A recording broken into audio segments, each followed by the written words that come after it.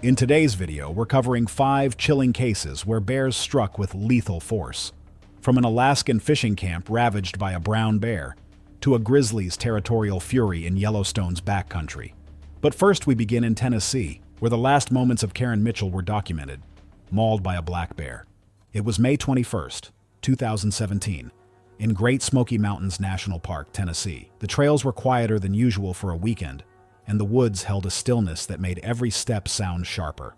By dusk, one routine hike would shift from ordinary to violent on a narrow stretch of path.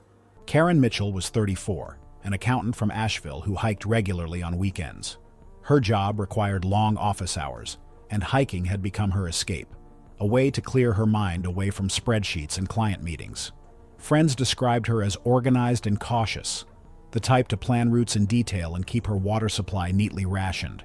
Yet she was also known to dismiss what she called exaggerated fears of the outdoors, convinced that most risks could be managed with calm thinking. Her goal that Sunday was simple: a solo day hike near Abrams Falls, a trail she had not visited in over a year. It was less crowded than others, something she preferred. She carried a small pack with water, snacks, and a light rain jacket. Missing was any form of bear deterrent. Karen had read about bear spray, but often said she doubted she would need it on a short day hike. To her, the woods were familiar, not threatening. The trail cut through dense hardwood forest, where oaks and maples stretched tall. Rhododendron thickets crowded the edges, creating blind corners and shaded alcoves where visibility dropped. These thickets provided dense cover, enough for a black bear to approach without being seen. Black bears are common in the Smokies, with an estimated population of over 1,500 in the park. Adults vary in size, but often weigh between 150 and 300 pounds, built with powerful jaws and claws suited for tearing logs in search of insects. Unlike grizzlies, they tend to avoid people, but food conditioning or territorial defense can prompt aggressive encounters.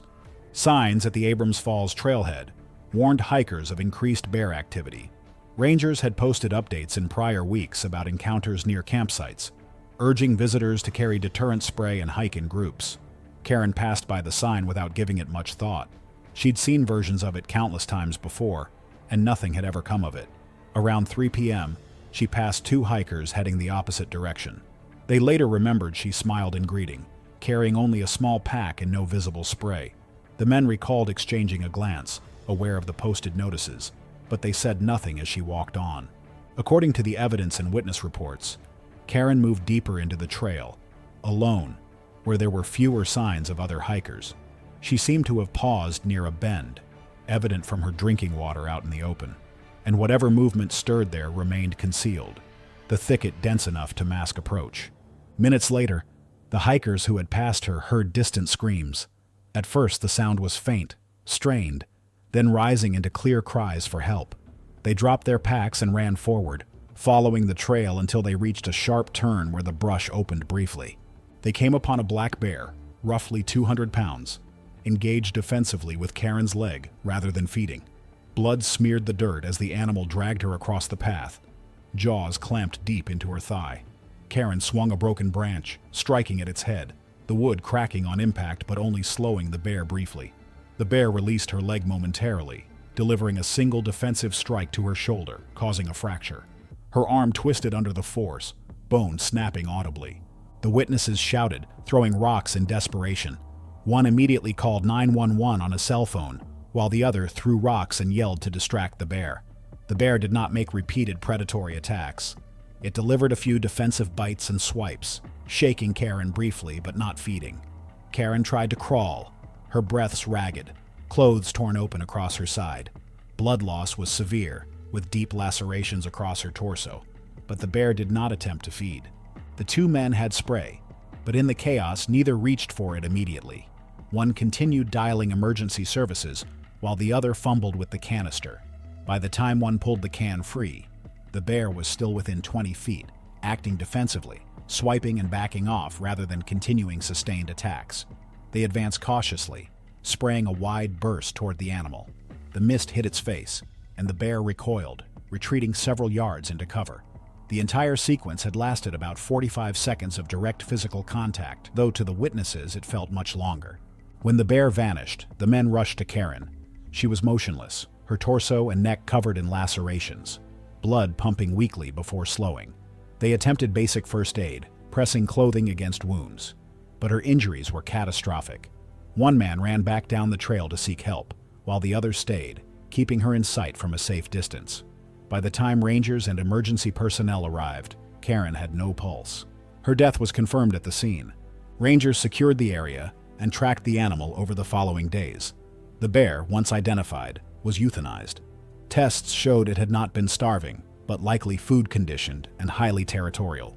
The trail remained closed for a week, with warning notices posted at multiple entrances. Park staff conducted a review of trail access points and reinforced areas frequented by bears. Patrols were increased on nearby hiking routes, and ranger teams circulated detailed reports internally to refine emergency response. Trailhead signage was updated to clearly communicate recent sightings and bear activity. Local hiking forums shared accounts and safety reminders. No formal funeral was mentioned. The focus remained on preventive measures and safety awareness. Karen's death in Tennessee showed how routine familiarity with a trail can turn dangerous when warnings go unheeded. In Alaska, 4 years earlier, a fishing trip at Lake Clark would prove that even men who lived their lives in bear country were not spared when caution slipped. It was September 14, 2013, in Lake Clark National Park, Alaska. The autumn air hung damp with the smell of spawning salmon, and the stream churned with fish pushing upstream against the current. The environment appeared calm, but the active presence of bears was clear along the banks. Before night was over, a fishing trip would end in brutal loss. Thomas Green was 49, a lifelong resident of Kenai. He worked as a janitor at the local high school, a job he held with quiet reliability. Those who knew him described a man of few words, steady in his habits and seldom given to risks. Green found his peace outdoors, often fishing the late salmon runs in September with his cousin Mark. It was less about sport and more about rhythm, setting camp, cooking over a fire, and returning with coolers of fish for the family freezer. Green was not careless, but he had little direct experience with Alaska's largest predators. Bears were something he read about in the paper or saw at a distance from the highway. He carried only a sheath knife and a can of bear spray that stayed tucked in his pack. For Green, the trip was routine, a continuation of years of fall traditions. The presence of salmon-filled streams gave him confidence that the outing was about fishing, not survival. That belief shaped the decision to remain by the water at dusk while his cousin stepped away. The stream where they camped ran cold and fast, framed by cottonwoods and dense spruce. The banks were slick with mud where fish carcasses had washed up, and the air carried the sharp odor of decay. The half-rotten fish were signs of feeding, direct evidence that bears had already been active along the stream long before Green and his cousin arrived. Brown bears in Alaska can weigh up to 1,000 pounds, their bodies layered with muscle and fat from months of salmon feeding. Despite their size, they move with speed, reaching 30 miles per hour in short bursts. Their claws, curved and thick, are tools for digging, but can tear flesh with a single swipe. In autumn, bears become more aggressive around rivers, protective of feeding spots as they build reserves for winter. Anglers had mentioned a large brown bear in the area, and Mark noticed the tracks and scattered salmon firsthand. Green acknowledged them, but didn't see immediate danger. In his mind, every river in Alaska showed signs of bears in the fall, and most encounters ended with the animals keeping their distance. He trusted that staying alert and keeping their fire burning was sufficient caution. When Mark stepped into the woods to collect firewood, Green stayed by the riverbank, gutting a salmon under fading light. The decision placed him directly in the bear's path. The smell of blood mixed with the fish already thickened the water. The brush snapped under the bear's weight as it surged forward, unnoticed until the moment it struck. By the time Mark returned carrying wood, the attack was underway. He saw Green pinned against the riverbank, his body twisted beneath the weight of a massive brown bear. Blood sprayed across the stones as the bear shook Green violently, biting into his head and upper torso. He thrashed, arms flailing against the bulk of the predator, but the movement only seemed to drive the bear's frenzy. Mark dropped the woodpile and shouted, his voice raw with panic. The bear lifted its head, lips peeled back in a roar, before slamming a paw down across Green's chest. The claws raked deep, tearing through fabric and flesh, causing massive trauma to his upper torso. His body convulsed, blood pouring into the shallows. In desperation, Mark hurled pieces of wood, striking the bear's side. The animal barely flinched. It bent low again, biting into Green's neck. The snap of bone broke through the noise of the river. The bear pulled him several feet toward the shallows, dragging him as though intent on claiming the kill. From farther down the bank, a pair of anglers, hearing the shouts, fired a flare into the sky in an attempt to drive the bear off. Startled by the sudden noise and flash, the bear paused and released Green briefly before retreating a few steps into thick brush. Green's body lay twisted in the shallows, uniform soaked in blood, chest badly injured, face unrecognizable. The knife he had been using to clean fish lay half buried in mud. Mark attempted to check for signs of life, but the injuries left no doubt.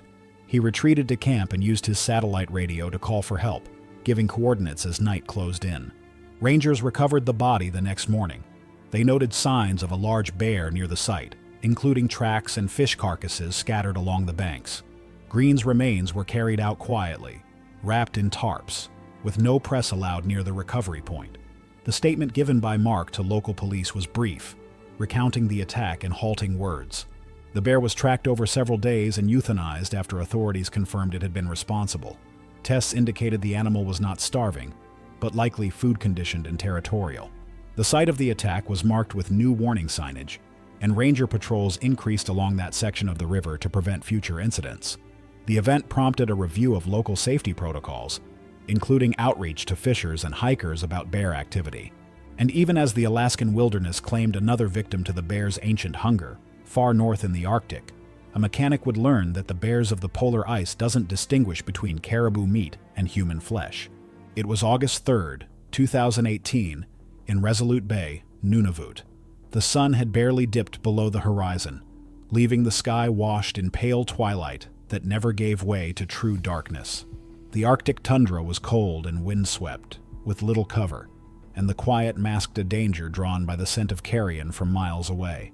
Daniel Fraser was 27, a mechanic from Ottawa who had built a reputation in his shop for being reliable with heavy equipment and quick with solutions others overlooked. He spent most of his time working long hours, saving to buy his own place, and when friends invited him on a caribou hunt in the high Arctic, he jumped at the chance. He was comfortable with rifles, often hunting deer in Ontario, but the open tundra was unfamiliar ground. The trip was meant to be both a challenge and an escape, a chance to push further than the safe edges of home. His companions, both more seasoned in northern trips, assured him that caution and preparation mattered more than experience. Daniel trusted that judgment. They rented a small boat, traveled north, and set camp near the gravel flats outside Resolute. The landscape stretched bleak and endless, with gravel, moss, and sparse tundra plants patched to the ground. Wind swept across the flats with no cover, and the horizon ran unbroken in every direction.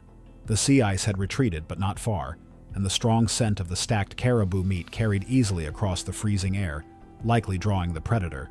Polar bears thrive in such places. Adult males often exceed 1,000 pounds, their size hidden by thick white fur. Their bite force can crush bone, and they can sprint short bursts faster than a human can run. Though they prefer seals and marine mammals, hunger in summer drives them inland toward carrion and human camps. They are curious, patient, and relentless, once drawn by the scent of meat. The hunters had been told repeatedly by locals to store their kills properly, far from camp, and to keep firearms within reach at all times.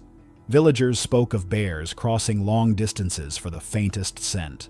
That evening, however, the men left their caribou meat stacked outside the tent. The late hour, fatigue, and calm air lulled them into neglecting the rule. Daniel's companions had laughed off the warnings, thinking the sound of rifles and their presence would deter any approaching wildlife. By 2:30 a.m., that decision brought a predator to the tent flap. The noise came first, the scrape of claws against gravel, followed by the soft thud of movement outside.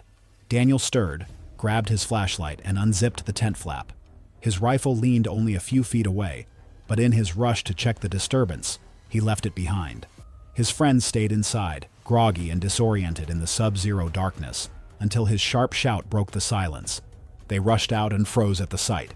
Daniel was already on the ground, a massive polar bear crouched over him. The animal's jaws clamped across his upper torso, pressing down with its massive weight while biting repeatedly, rather than shaking violently. His scream was high and raw, cut by the sound of cracking ribs. Blood sprayed from his chest as the bear released and clamped again, tearing deeper into muscle. Daniel tried to crawl, arms dragging weakly across the gravel, but the bear struck with a forepaw, rolling him onto his back. Its claws dug into his abdomen, scraping and tearing as it pinned him, rather than cutting straight down cleanly. He gasped once, raising his hands, but another bite crushed down on his chest, snapping bone like dry sticks. His friends scrambled with rifles, one managing to fire first. The shot tore into the bear's side, and the animal jolted violently, releasing Daniel from its jaws. With a guttural roar, it staggered backward, then retreated toward higher ground, limping from the wound, leaving a smeared trail of blood across the gravel, partially frozen in the cold. Daniel lay still in the dirt. The men shouted his name, rushing to him, but his chest barely moved, each breath shallow and rattling. They tried to lift him, but the damage was already catastrophic. The survivors radioed immediately for help. Rangers arrived hours later, finding the two men still seated near the body, rifles across their laps. Daniel had been dead long before. His remains were placed in a sealed bag. Several hundred yards from the scene, the Rangers located the bear collapsed in the brush, likely succumbing to shock and blood loss over time, rather than instantly from a single shot. Its carcass was later dragged for necropsy. Blood and meat still lay scattered around the site, evidence of the mistake that had drawn the predator. In the days that followed, the surviving companions were the focus of wildlife officers and local safety coordinators' review. They were debriefed extensively, recounting each moment to rangers and safety officials. Both men underwent mandatory psychological evaluation for trauma and participated in a field safety retraining course emphasizing polar bear behavior, proper meat storage, and rapid response protocols. The men, still haunted by the event, contributed to safety workshops and shared first-hand accounts with visiting expeditions, helping ensure practical Arctic safety measures were reinforced. However, even as the Arctic ice bore witness to another example of brutality of polar bears, in India, a forestry worker who had spent weeks documenting bear complaints would discover that some warnings are written in blood rather than bureaucratic reports.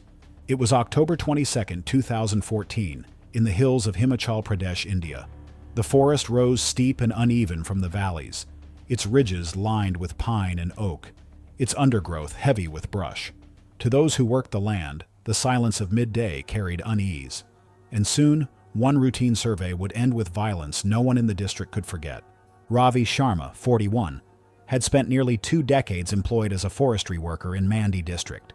He was not a man of rank, but his reputation within the department was steady. Colleagues described him as methodical and dependable, the type who insisted on careful documentation of tree counts and soil conditions, even when others hurried. His workdays were long and his income modest, but his commitment was clear. The forest had been his workplace since youth. Outside of work, he lived quietly with his wife and 2 children, supporting them through routine wages. He was known more for his persistence than for any risk-taking.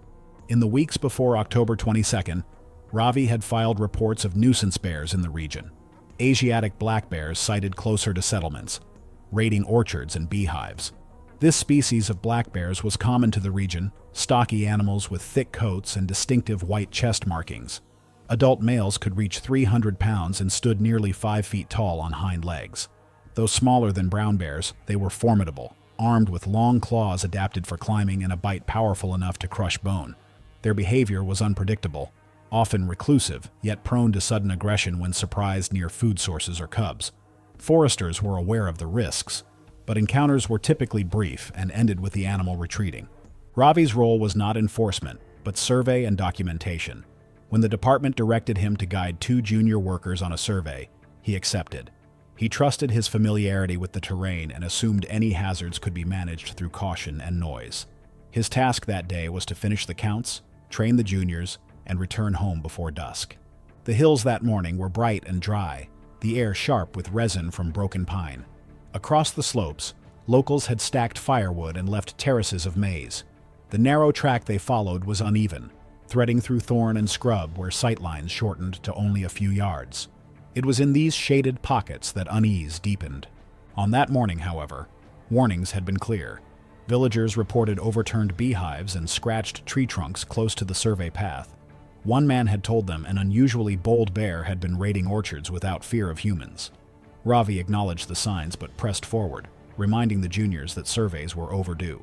The claw marks were tall, gouged nearly 6 feet up a trunk. evidence of a large male. Still, they carried no firearms, only sticks and survey tools, relying on noise and group presence for safety.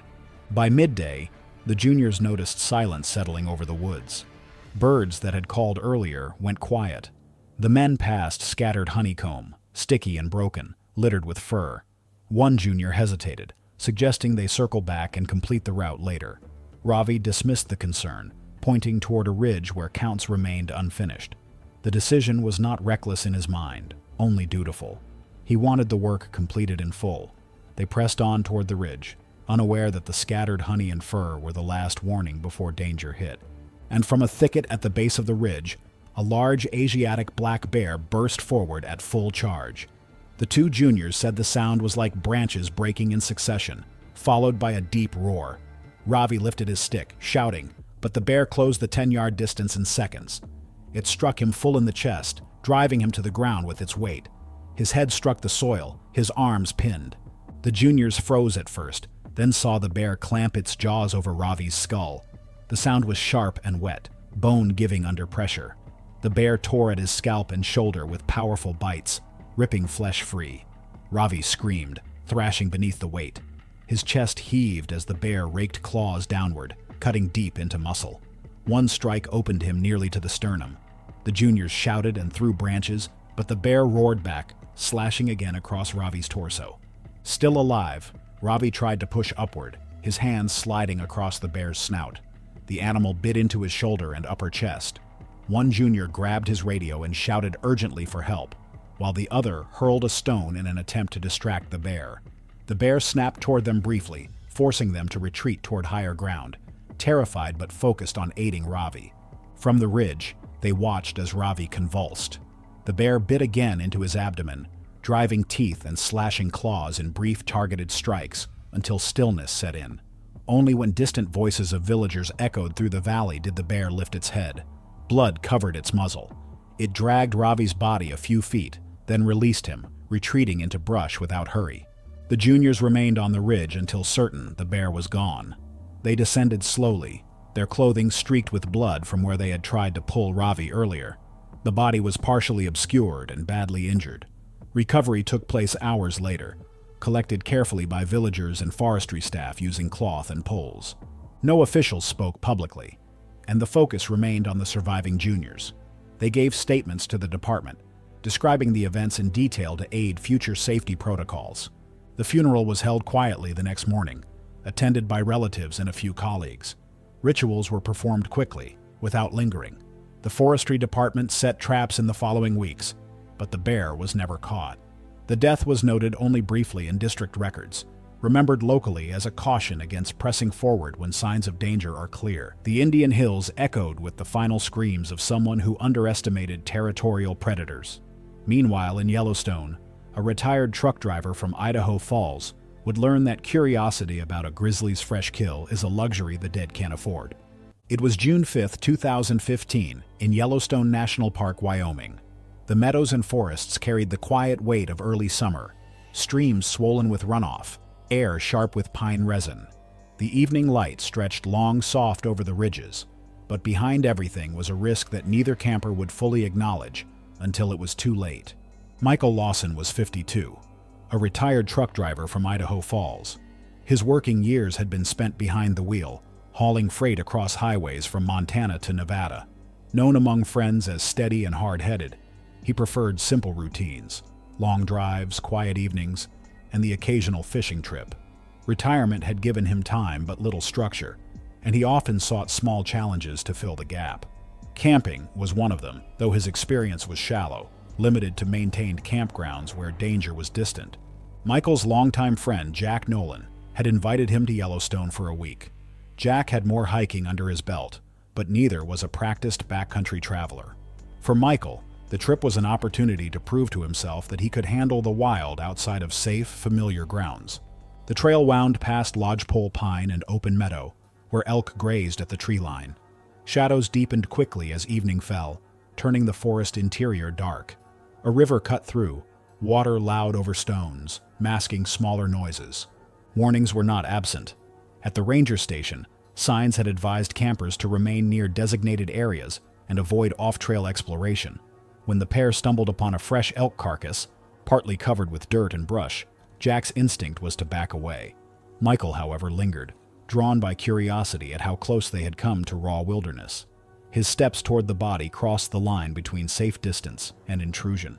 Grizzly bears in Yellowstone are among the largest predators in North America, males weighing up to 700 pounds and capable of running 35 miles per hour.